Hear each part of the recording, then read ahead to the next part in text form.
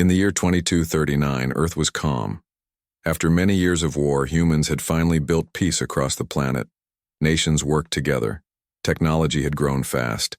People now lived in giant floating cities, and space travel was common. Satellites moved around the solar system, watching everything.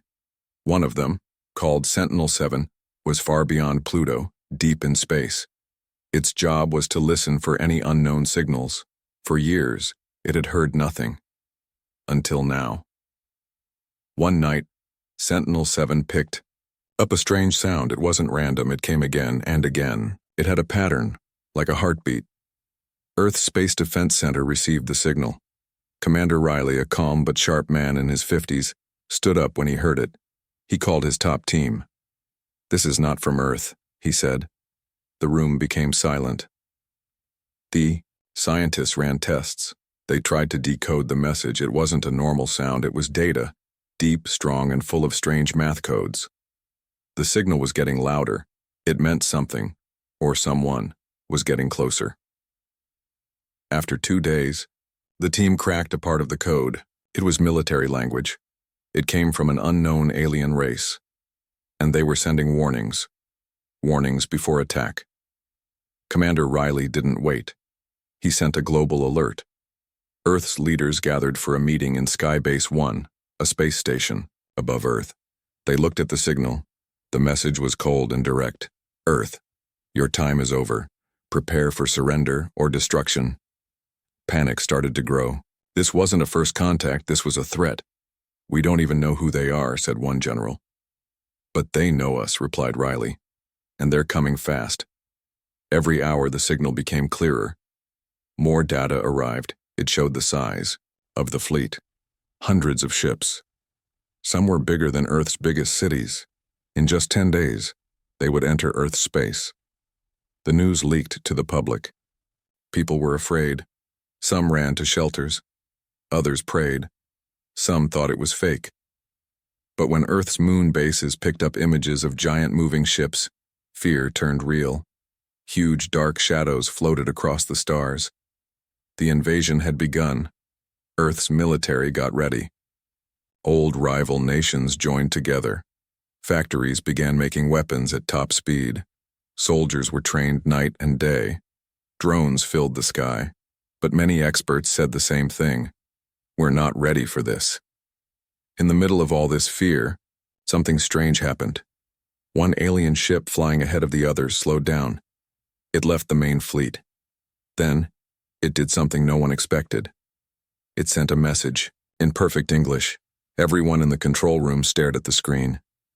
The voice was deep and cold. "We know your history, your wars, your weakness. We came to teach you fear. But now, we see something else." The message ended. There was silence. What did they mean? What did they see?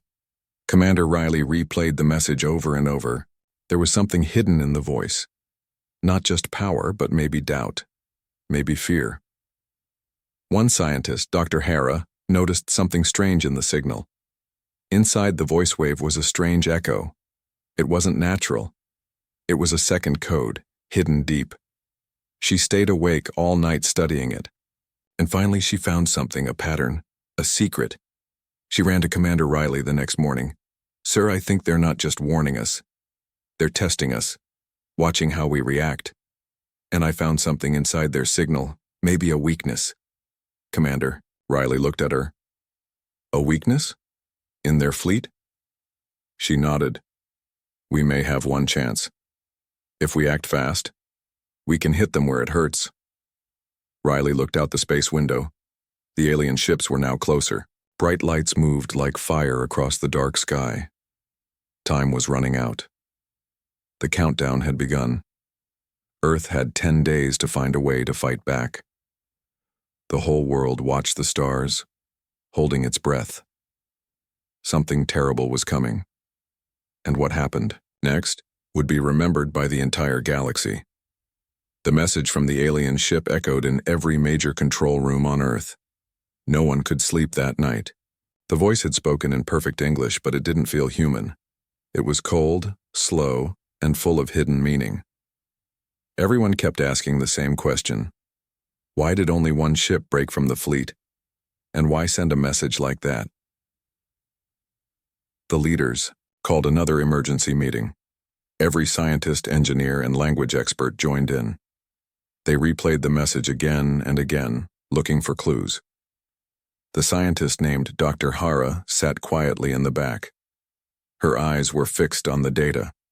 She wasn't listening to the words anymore. She was looking deeper, into the structure of the signal. What she found made her sit up straight. There was something inside the message, something carefully hidden. It wasn't just a code. It was a layered signal, built with strange math that didn't match anything known. It didn't look like a message sent to scare. It looked like an invitation, or maybe a test. Dr. Hara stood up and walked to the front. "This isn't just a threat," she said quietly. The room fell silent. "This is a challenge. They're watching how we respond." Commander Riley turned to her. "What do you mean?" "They've done this before, gone to other planets, but this time something's different. They're waiting. That's not how a real attack starts." A soft buzz came from the computer screen. The alien fleet was still moving, but much slower than before. It was as if they were not in a hurry anymore. They were observing. And then something new appeared. Another message. This time it wasn't just sound. It was an image. Blurry, hard to see at first. But when the system cleared it up, everyone in the room gasped. The image showed Earth from space. But not Earth as it was now. It showed cities burning, oceans dry, the planet in ruin. The message below said only 3 words. "Choose your path." "Commander," Riley stood quietly, his jaw tight. Was this a warning? A future prediction, or a decision Earth was supposed to make? The room buzzed with worry. Some thought it was a scare tactic. Others believed it was a clue. Back on the ground, news of the second message spread fast. People gathered in open parks and rooftops, staring at the sky. Strangers held hands. Families stayed close. Across the world, people watched the stars and wondered if Earth would change forever. Dr. Hara continued studying the signal. She made a discovery that gave a little hope. The math in the alien code wasn't completely alien. A small part of it matched a pattern found in an old Earth signal, one sent into deep space 100 years ago as a greeting to other life. It meant one thing: the aliens had been listening. For a long time, and now they were responding. Dr. Hara stood before the leaders again. "They know about us. They've been watching us longer than we thought. But maybe, just maybe, they're not here to destroy. Maybe they're here to decide." Riley narrowed his eyes. "Decide what?" "If we are worth trusting." A new plan started forming. Earth would not just defend, it would also speak. A message was prepared, not with threats, not with fear, but with knowledge, history, and a request to understand.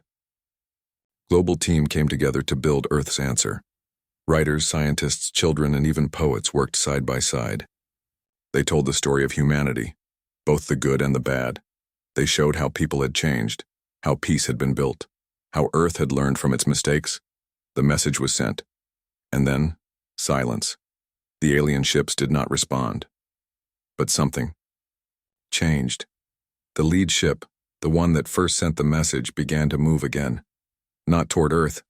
It circled around slowly, like it was waiting for something. Time passed. No new signal came. But Earth's skies were still filled with the shadows of the fleet. No one knew what would happen next. But one thing was clear. This was no longer just about defense. This was about what kind of species humanity had become, and whether it was ready to be seen by the galaxy. Earth waited. Every second felt longer than the last. The alien fleet hung quietly in space like giant shadows floating beyond the moon. They didn't move forward. They didn't move back. They just watched. People called it the long pause. It lasted 3 days. No sound, no message, no clue about what would happen next. In that time, something strange began to happen around the world. People who had never believed in aliens now stared at the sky for hours. Children drew pictures of stars and strange ships. Scientists, who once looked at numbers and data, began to speak about trust, hope, and what it meant to be seen by someone not from Earth. Even the animals were acting different. Birds flew in odd circles. Dogs howled without reason. Whales, in the deep ocean, started singing in new, unknown tones. It was like nature itself knew that something had changed.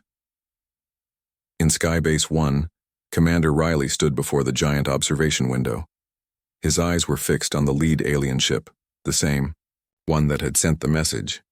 It still hovered alone, apart from the others. Dr. Hera entered the room holding a tablet. "There's movement," she said softly. Riley turned sharply. "From them?" She nodded. "Not from their ships. From their signal." She placed the tablet on the table and pressed play. A soft tone filled the room. Then slowly a voice. Not in English this time. Not in any human language. But it wasn't just noise. It had rhythm. Like music. The sound rose and fell, like waves. It wasn't a message meant to speak. It was meant to be felt. Riley frowned. "What is this?" Dr. Hara's eyes were bright. "I think it's a question." "A question?" "Yes. They're not telling us what to do. They're asking something. They want to know who we really are, beyond our machines, beyond our technology." She walked to the large screen and tapped it. A new image appeared. It showed a part of Earth no one expected. A small forest. Green trees, a river, and an old wooden bridge. Not a city, not a spaceport. Just nature. "This was taken from one of our satellites," Dr. Hera explained. "But it wasn't pointed there. The image came through their signal." Riley leaned in, confused. "They're sending us pictures of ourselves?" "Maybe," she said. "Or maybe they're showing us what they care about.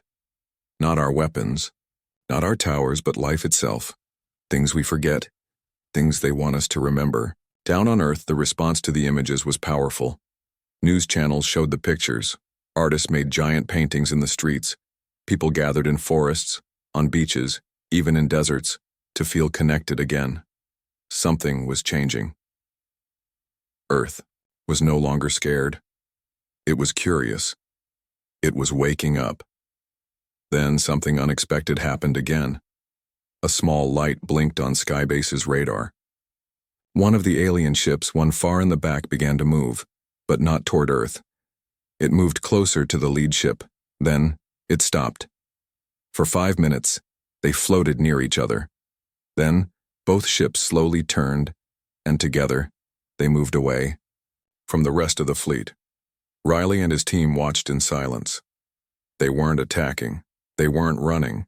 They were doing something else, something no one could explain. And then, a new signal appeared. It wasn't sound. It wasn't light. It was a pattern, small dots, short and long like a heartbeat. Dr. Hera gasped. "It's the same pattern we sent into space 100 years ago. They're using our own signal. They've memorized it."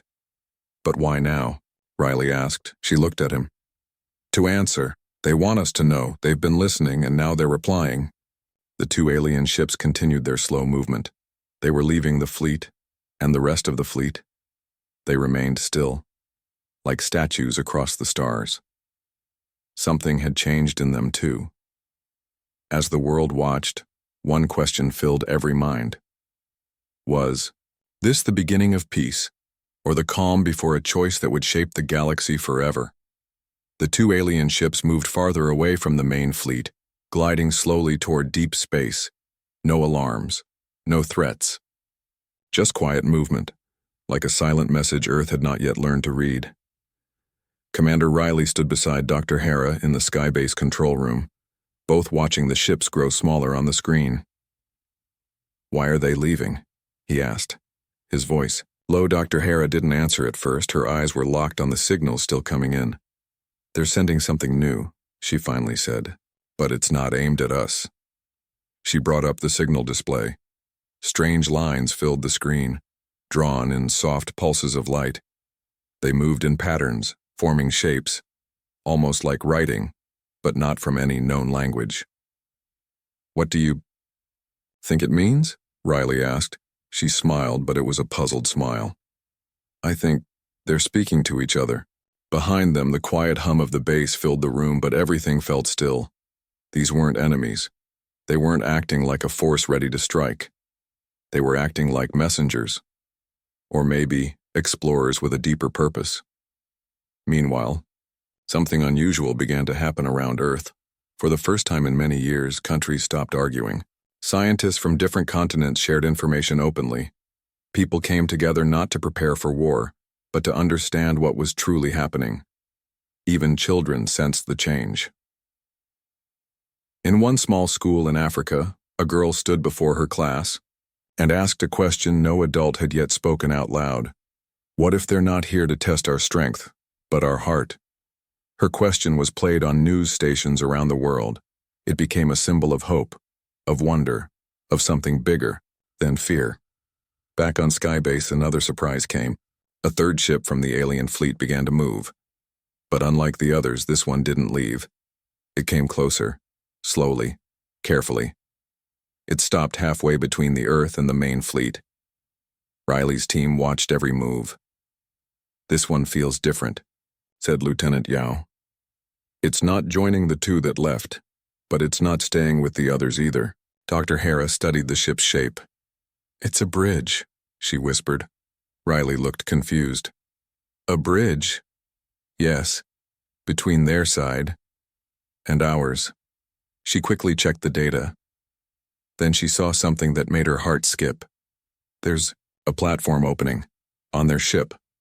A thin structure unfolded from the ship facing Earth.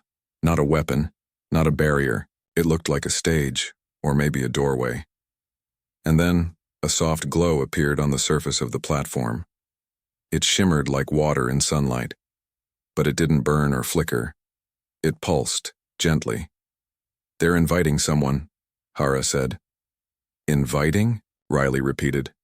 "Yes. Not all of us. Just one." The team was quiet. Why one? Why now? And more importantly, who?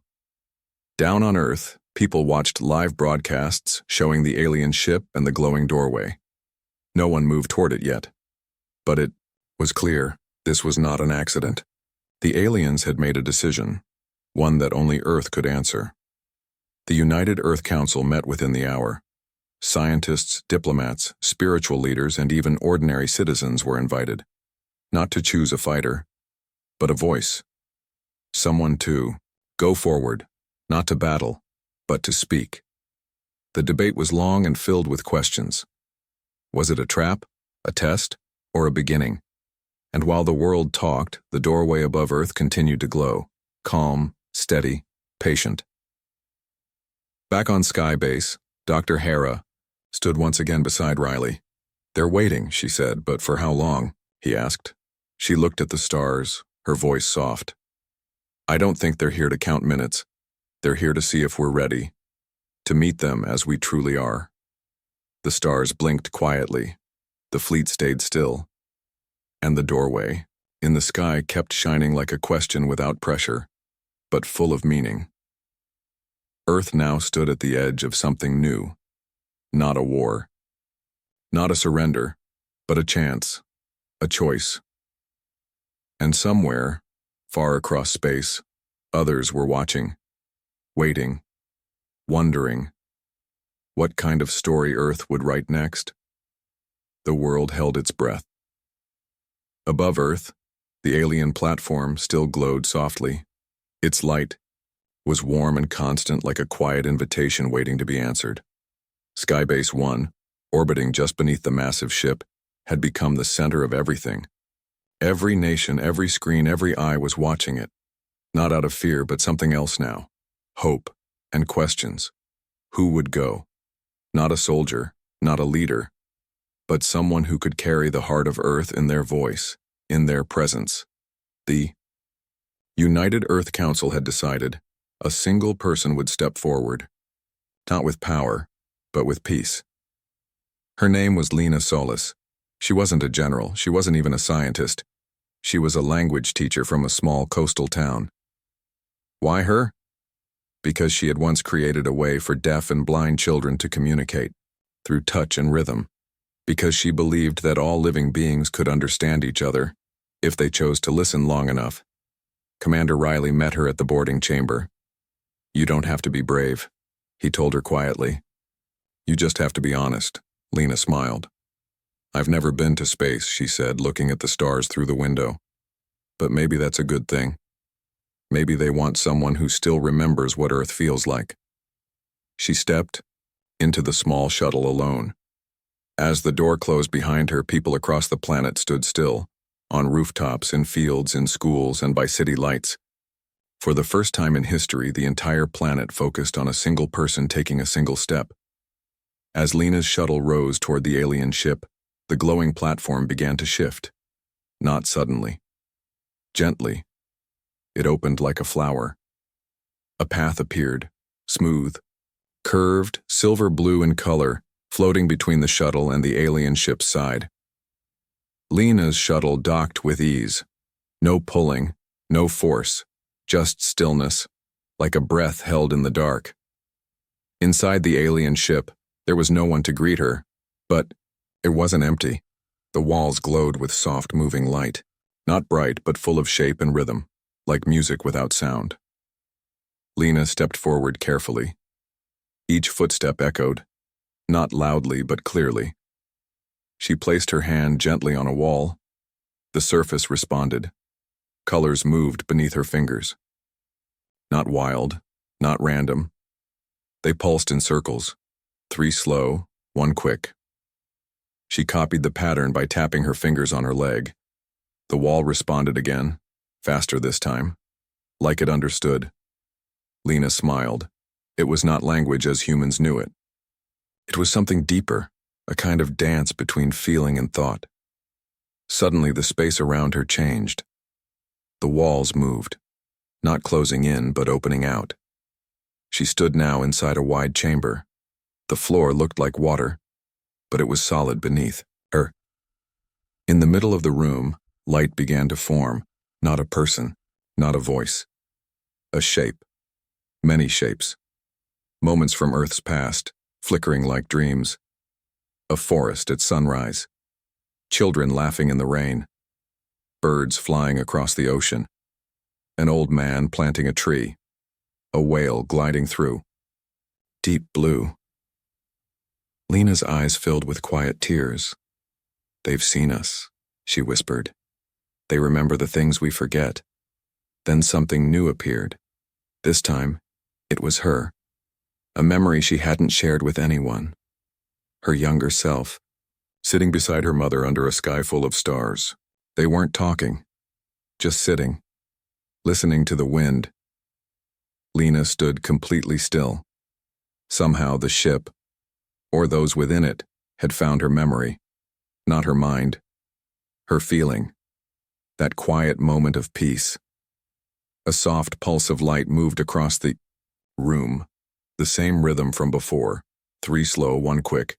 She answered it again, and this time, the room answered back, not with light but sound. A soft hum filled the chamber, then more patterns, then silence again. Lena stepped forward and whispered, "We are still learning, but we're listening now. We want to understand." Nothing moved, but nothing needed to. The connection had begun. Back on Earth, signals from the alien ship grew clearer, not words, but gentle waves of color, tone, and shape. Dr. Hara and her team worked day and night to translate the patterns. Commander Riley looked out the window again. "The fleet hasn't moved," he said. "No," Hara replied. "But something else has." "What's that?" "Our world." And indeed something had changed. Not in space, but on Earth itself. People spoke with more care. Children asked more questions. Nations paused, listened, and even dreamed. Together. The doorway in the sky was no longer just a mystery. It was a mirror, and the galaxy was watching. The world was changing, piece by piece, as Earth began to answer the silent invitation of the aliens. Lena stood in the heart of the alien ship, waiting. The walls were silent now. No more memories. No more images. Just the quiet hum of energy flowing around her. The soft, glowing light that had once felt unfamiliar now felt like home. The alien presence was not hostile, not cold. It was as if the ship itself had become alive, waiting to know if humanity was ready. Lena took a deep breath. "We're not perfect," she spoke aloud, her voice carrying in the stillness. "But we're trying, and that's all we can offer." In that moment, the ship shifted. The lights brightened ever so slightly. Not overwhelming, just gentle, as if acknowledging her words. From the far corner of the room, a doorway began to open, not in the traditional sense. It was not made of solid material. Instead, it shimmered like the surface of water, distorting space and time. A path of light led deeper into the unknown, beckoning her to step forward. Lena hesitated for only a moment, then walked toward the light.